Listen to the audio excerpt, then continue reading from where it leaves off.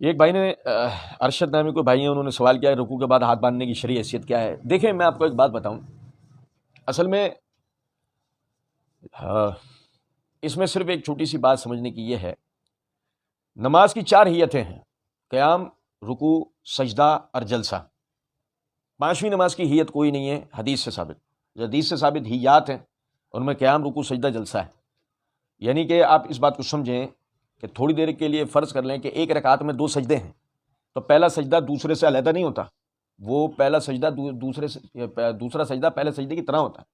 2 رکعت کی نماز میں 2 رکوع ہیں، تو دوسرا رکوع پہلے رکوع سے علیحدہ نہیں ہوتا، بلکہ پہلے رکوع جیسا ہوتا ہے۔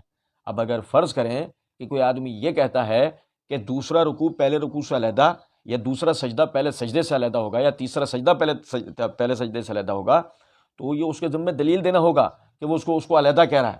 تو آپ اس بات کو سمجھیں کہ نماز میں جب آدمی قیام کرتا ہے تو قیام کی جو کیفیت بتائی گئی ہے، وائل بن حجر رضی اللہ تعالیٰ عنہ فرماتے ہیں اذا کان قائما فی الصلاۃ قبض بیمینہ علی شمالہ، کہ نبی صلی اللہ علیہ وسلم جب بھی نماز میں کھڑے ہوتے تھے، قیام کرتے تھے، تو اپنے دائیں ہاتھ کو بائیں ہاتھ پر رکھتے تھے۔ اس سے پتہ لگا قیام کی جو کیفیت ہے وہ دائیں ہاتھ کو بائیں ہاتھ پر رکھنا ہے، کوئی اور کیفیت نہیں ہے۔ تو اب آپ سمجھیں ذرا اس بات کو کہ جب آدمی رکوع سے اٹھ کے کھڑا ہوگا تو وہ اپنے ہاتھ کیوں لٹکائے گا؟ ظاہر ہے وہ بھی قیام ہے، جب وہ قیام ہے تو وہ اپنے ہاتھ باندھے گا نا۔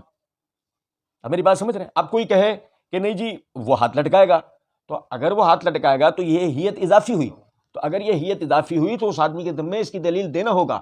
ہاں یہ ضرور ہے کہ اس حوالے سے جو ہم اسلاف امت کو دیکھتے ہیں ان میں ہمیں 2 اقوال ملتے ہیں۔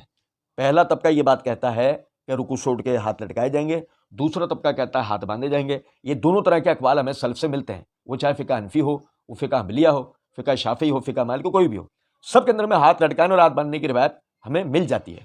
لیکن اس میں ایک بات سمجھیں کہ اگر ہم حدیث کی روح سے دیکھیں، یعنی کتاب و سنت سے جو ہمیں بات پتہ لگتی ہے وہ یہ کہ نماز میں ہاتھ لٹکانا نماز کی ہیت میں سے نہیں ہے۔